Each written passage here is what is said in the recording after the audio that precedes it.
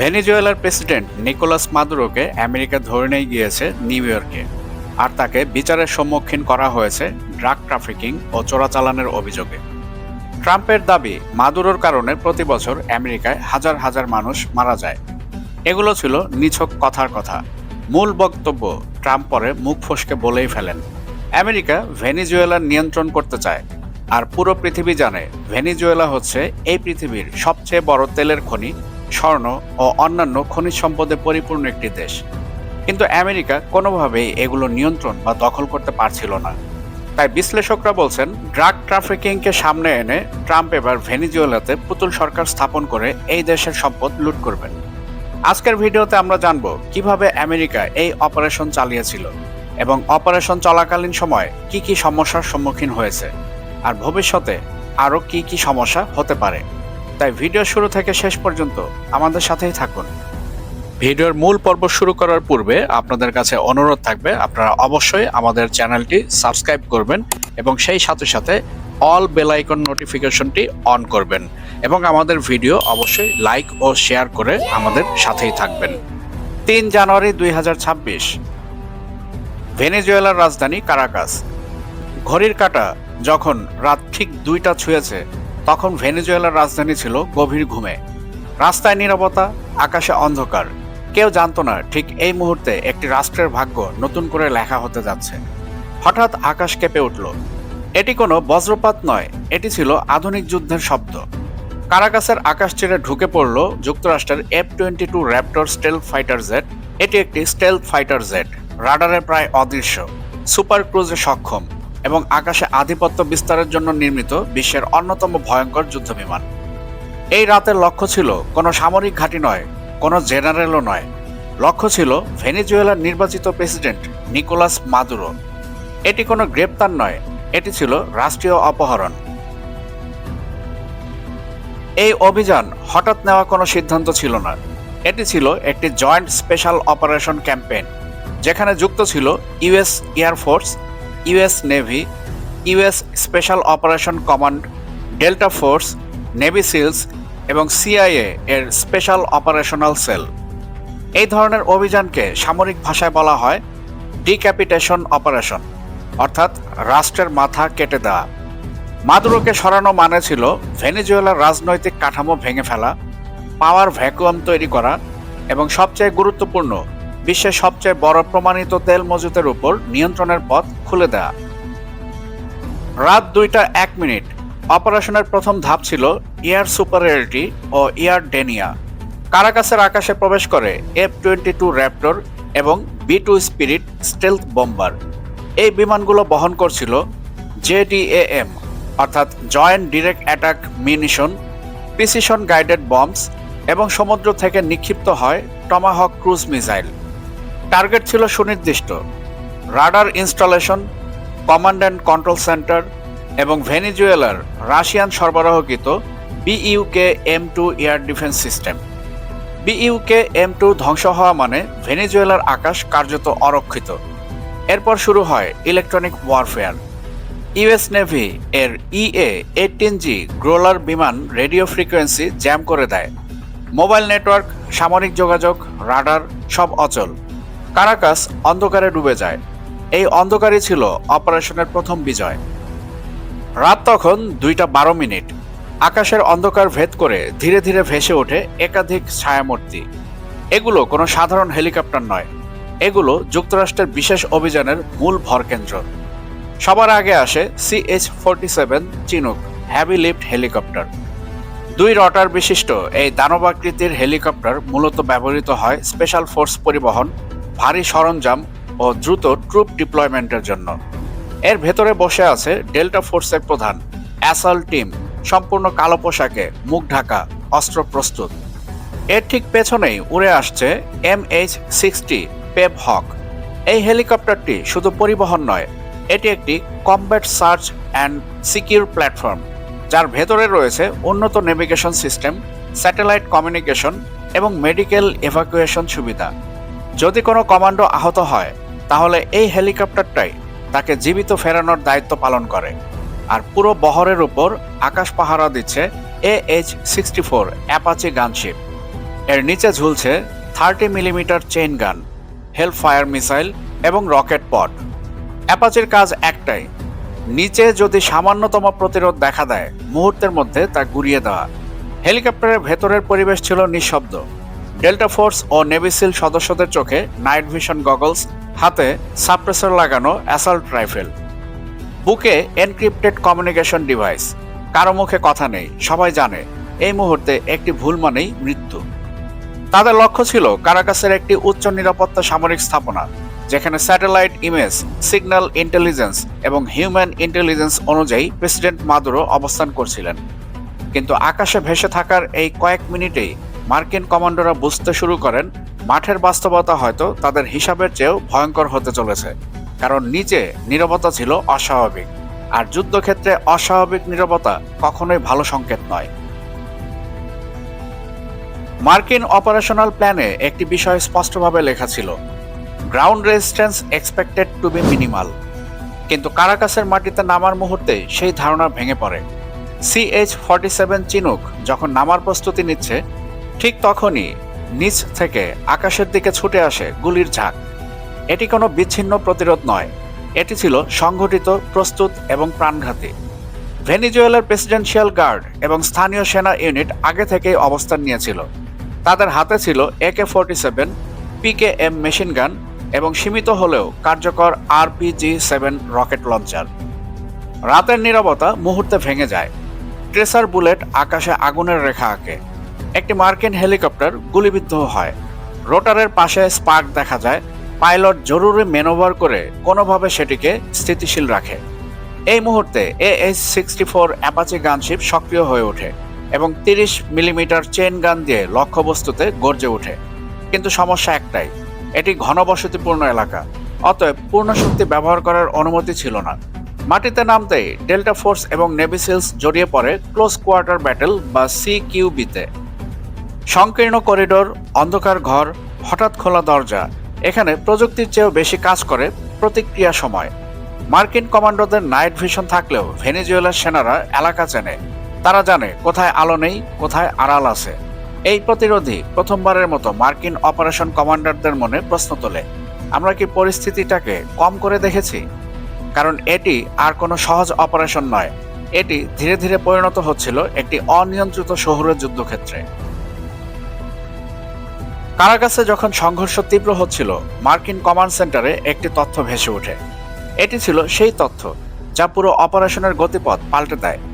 Satellite ফিডে দেখা যায় সামরিক স্থাপনাটির একটি সেকেন্ডারি জোনে অচেনা কিছু অত্যন্ত শৃঙ্খলাবদ্ধ কয়েকটি ইউনিট অবস্থান নিচ্ছে। তারা ভেনিজুয়েলার নিয়মিত সেনা নয়, তাদের মুভমেন্ট খুব পরিষ্কার, কমিউনিকেশন প্যাটার্ন এনক্রিপ্টেড এবং অস্ত্র ব্যবহারে অস্বাভাবিক দক্ষতা।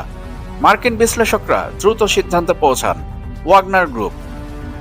রাশিয়ার এই বেসরকারি সামরিক বাহিনী পূর্বেও সিরিয়া, লিবিয়া এবং আফ্রিকার বিভিন্ন যুদ্ধক্ষেত্রে একই ধরনের কৌশল ব্যবহার করেছে। তাদের হাতে দেখা যায় AK-74M AS ভাল সারপ্রেস রাইফেল এবং নিকটবর্তী সাপোর্টের জন্য Kornet anti tank guided missile. Wagner যোদ্ধারা সরাসরি আক্রমণে যায়নি, তারা করেছে আরও বিপজ্জনক কাজ, এরিয়া ডেনিয়াল, অর্থাৎ রুট ব্লক করা, মার্কিন কমান্ডোদের সম্ভাব্য এক্সট্রাকশন করিডোরে নজর রাখা এবং রেডিও জ্যামিংয়ের মাধ্যমে লোকাল কমিউনিকেশন ব্যাহত করা। এই মুহূর্তে অপারেশনটি আর কেবল যুক্তরাষ্ট্র বনাম ভেনেজুয়েলা নয়, এটি পরিণত হয় একটি প্রক্সি কনফ্লিক্টে। একদিকে মার্কিন স্পেশাল ফোর্স, অন্যদিকে রাশিয়ার ছায়াযুদ্ধের অভিজ্ঞ সেনারা, আর এর মাঝখানে একটি শহর, একজন প্রেসিডেন্ট এবং একটি সিদ্ধান্ত যা বিশ্ব রাজনীতির ভারসাম্য চিরতরে বদলে দিতে পারে। ফলে সংঘর্ষের মান হঠাৎ বদলে যায়। পেন্টাগনের এক ফাঁস হওয়া অডিওতে শোনা যায়, resistance is far heavier than anticipated, অর্থাৎ তাদের ধারণার চাইতেও প্রতিরোধ অনেক শক্তিশালী। এই প্রতিরোধের কারণে অপারেশনের সময়সীমা বাড়ে এবং ঝুঁকি বহুগুণে বৃদ্ধি পায়। অপারেশনের নকশায় সবচেয়ে গুরুত্বপূর্ণ অংশ ছিল এক্সট্রাকশন উইন্ডো। সময় নির্ধারিত ছিল মাত্র 17 মিনিট। এই সময়ের মধ্যেই গ্রাউন্ড টিমকে টার্গেট নিশ্চিত করে হেলিকপ্টারে ফিরে আসতে হতো। কিন্তু কারাকাসে সেই ঘড়ি থেমে যায়। MH-60 পেভ হক যখন এক্সট্রাকশন পয়েন্টের দিকে এগোচ্ছে, ঠিক তখনই রাডারে ধরা পড়ে অস্বাভাবিক তাপ চিহ্ন। এটি কোনো সাধারণ হিট সিগনেচার নয়, এটি ছিল ম্যান প্যাডস, সম্ভবত SA-18 ইগলা। পাইলট সঙ্গে সঙ্গে ফ্লেয়ার ছোড়ে, আকাশে আগুনের বল তৈরি হয়। মিসাইলটি অল্পের জন্য লক্ষ্যভ্রষ্ট হয়, কিন্তু বার্তাটা পরিষ্কার, আকাশ আর নিরাপদ নয়। একই সময়ে গ্রাউন্ডে থাকা ডেল্টা ফোর্স ইউনিট রিপোর্ট করে প্রধান এক্সট্রাকশন রুট ব্লক। রাস্তার উপর জ্বলছে আর্মার্ড ভেহিকল, চারপাশে স্নাইপার পজিশন। নেভি সিলস বিকল্প রুটে যাওয়ার চেষ্টা করে, কিন্তু সেখানে আগে থেকেই মাইন বসানো ছিল। ডিরেকশনাল ক্লেমোর মাইন্স পেশাদার হাতে বসানো।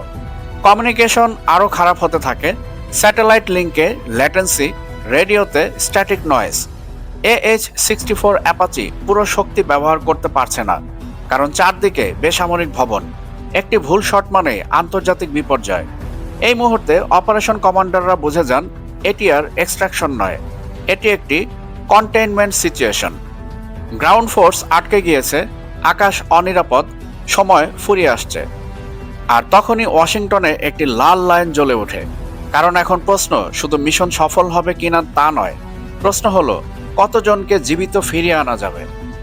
রাতের অন্ধকারে কারাকাসের আবহাওয়া স্থির, তবে মাটির নিচে শোনা যাচ্ছে দ্রুত হৃদযন্ত্রের স্পন্দন। রাত তখন 2:37। একটি প্রাচীন সুড়ঙ্গের মুখে আটকানো হলো নিকোলাস মাদুরোকে। কোনো নাটক নেই, কোনো ভাষণ নেই, শুধু বাস্তব, নির্মম বাস্তব। প্রস্তুতি যেমন ছিল ঠিক তেমনই নিখুঁতভাবে ডেল্টা ফোর্সের কমান্ডোরা প্রেসিডেন্টকে ঘিরে রাখে। সুপারভাইজড নির্ভরযোগ্য নিরাপত্তা, যেখানে নেভি সিল এজেন্টরা দাঁড়িয়ে রয়েছে, প্রতিটি কণার ওপর নজর রাখছে। মাদুরোকে তোলা হয় MH-60 পেভভ হেলিকপ্টারে, যেটি নীরব, দ্রুত এবং সম্পূর্ণ স্টেলথ মোডে। হেলিকপ্টারের ভিতরে নাইট ভিশন গুগলস এবং এনক্রিপ্টেড কমিউনিকেশন ডিভাইসেস ডেল্টা ফোর্সকে প্রতিটি মুহূর্তে সংযুক্ত রাখছে। উপর থেকে AH-64 অ্যাপাচি গানশিপ এবং CH-47 চিনুক উড়ে আসছে কভার ফায়ারের জন্য, কারণ আকাশে শত্রুদের কোনো হানামা নেই অপারেশনের ধ্বংস। হেলিকপ্টার সমুদ্রের দিকে এগোতে থাকে। কোস্টলাইন ক্রস করার পর লক্ষ্য। কোস্টলাইন ক্রস করার পর লক্ষ্য একটি মার্কিন এয়ারক্রাফট ক্যারিয়ার স্ট্রাইক গ্রুপ, যেখানে মিশন সম্পূর্ণ করতে হবে। কারণ এটি কেবল অপহরণ নয়, এটি ছিল একটি সাংঘাতিক, দ্রুত ও সুনির্দিষ্ট রাজনৈতিক অভিযান। মার্কিন কমান্ডোদের জন্য সময় ছিল মূল চ্যালেঞ্জ, কারণ 30 মিনিটের মধ্যে সব শেষ করতে হবে। ভেনিজুয়েলার প্রতিরোধ, আন্ডারগ্রাউন্ড টানেল, স্নাইপার পজিশন সবকিছু মোকাবিলা করতে হবে। তবু মিশন পরিকল্পনার মতো নিখুঁতভাবে কার্যকর হয়েছে। অপরাধ না, অথচ আন্তর্জাতিক আইন লঙ্ঘন। এই মুহূর্তে মাদুরোকে নিয়ে নিয়েছে আমেরিকা, কিন্তু তার প্রভাব, তার প্রাচীরের ভেতরের প্রতিরোধ এখনই ইতিহাসের পাতায় লিখতে হবে। অপারেশন শেষ, ক্যামেরা বন্ধ, হেলিকপ্টার আকাশ সীমা ছাড়ে, কিন্তু যুদ্ধের হিসাব তখনও অসম্পূর্ণ। হোয়াইট হাউসের ব্রিফিং রুমে খোদ প্রেসিডেন্ট ট্রাম্প স্বীকার করেন এই অভিযানে 2 মার্কিন সেনা আহত। সংক্ষিপ্ত বিবৃতি, কোনো প্রশ্নের উত্তর নেই, কোনো বিস্তারিত নেই। কিন্তু সামরিক বিশ্লেষকরা এখানেই থেমে থাকেন না। তাদের মতে এটি ছিল একটি high risk urban special operation, যেখানে ম্যান প্যাডস হুমকি, sniper fire, close quarter battle, communication disruption এবং এক্সট্রাকশন ফেইলার সবকিছু একসাথে ঘটেছে। এই ধরনের অভিযানে মাত্র 2 আহত, এই তথ্য বাস্তবতার সঙ্গে পুরোপুরি মেলে না। কারণ যুক্তরাষ্ট্রের স্পেশাল অপারেশন ইতিহাস বলে ক্ষয়ক্ষতির তথ্য প্রায়ই ক্লাসিফাইড রাখা হয়, বিশেষ করে যখন মিশন রাজনৈতিকভাবে সংবেদনশীল হয়। পেন্টাগনের ভেতরে শুরু হয় ড্যামেজ কন্ট্রোল প্রোটোকল। মিডিয়াকে সীমিত তথ্য দেওয়া হয়, নির্বাচিত শব্দ ব্যবহার করা হয়, যেমন minor injuries, mission accomplished, no further threat. কিন্তু ভেতরের চিত্র ছিল ভিন্ন। এই অভিযান যুক্তরাষ্ট্রের অজেয় স্পেশাল ফোর্স এর ভাবমূর্তিতে একটি গভীর ফাটল তৈরি করে।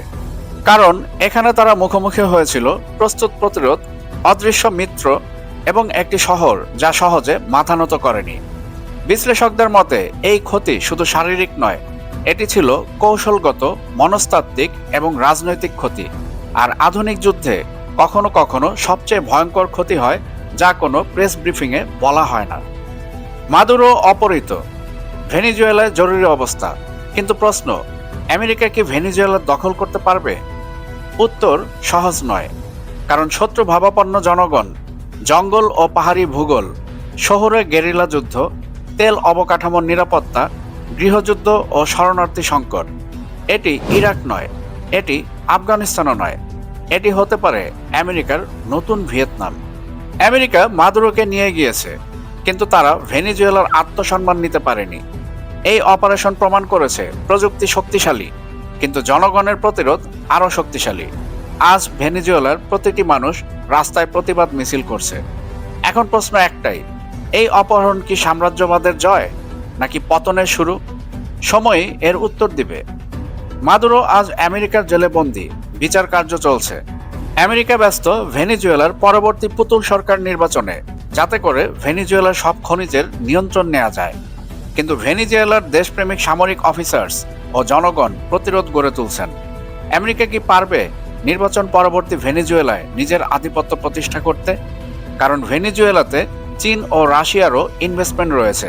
আর কি ভেনেজুয়েলাতে মাদুরো পরবর্তী সরকার স্থাপন করে ভেনেজুয়েলা সম্পদের দখল নিতে পারবে? আপনার মূল্যবান মতামত অবশ্যই কমেন্টে আমাদের মাধ্যমে জানাবেন। আর আমাদের ভিডিও ভালো লাগলে লাইক ও শেয়ার করবেন। আর আমাদের চ্যানেলটি সাবস্ক্রাইব করে all bell icon notification on করে আমাদের সাথেই থাকবেন। কথা হবে পরবর্তী ভিডিওতে।